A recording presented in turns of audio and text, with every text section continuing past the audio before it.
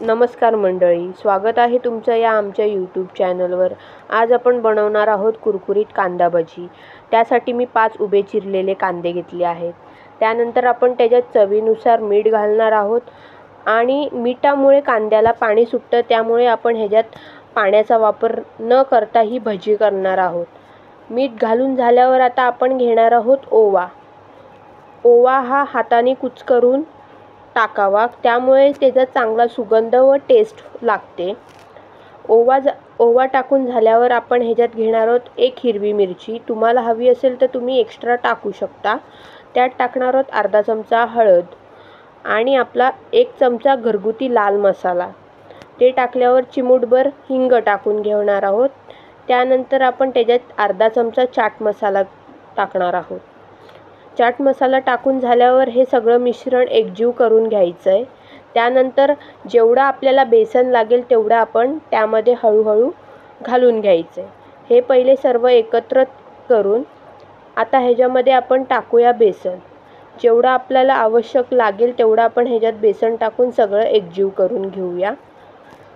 आपल्याला हवं तेवढं बेसन टाकूया, पण ह्याच्यात पाण्याचा बिलकुलही वापर करायचा नाही।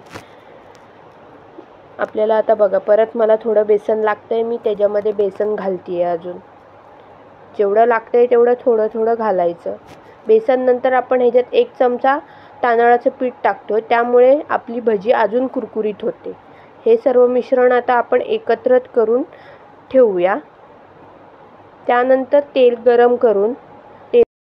तेल गरम झालं की ह्याच्यात आपण भजी सोडूया। तेल पूर्णपणे गरम झाल्याशिवाय ह्याच्यात भजी सोडू नये, नाहीतर ती भजी आतनं कच्ची राहण्याची शक्यता असते। तेल गरम झाल्यावर आपण ह्याच्यात छोटी मोठी जशी आपल्याला हवी तशा साईजमध्ये आपण भजी टाकून घेऊया। आम्हाला छोटी साईज आवडते म्हणून आम्ही छोटी छोटी भजी टाकलेली आहे। आणि ही भजी आपण आता लालसर होईपर्यंत मस्त तळून घेऊया। कुरकुरीत आणि चविष्ट अशी भजी बनते। आता बघा, ही भजी व्हायला आलेली आहे। ही भजी झाली की आपण ही काढून घेऊया। लालसर होईपर्यंत हिला तळून घेऊया आपण। आता बघा, ही भजी झालेली आहे। ही भजी झाली की आता आपण हिला प्लेटमध्ये काढून घेऊया। पावसामध्ये ही भजी खाण्याचा आनंदच वेगळा असतो। आपण ही भजी सॉस, चटणी किंवा नुसती सुद्धा खाऊ शकतो। नुसती खायला सुद्धा ही चांगली लागते।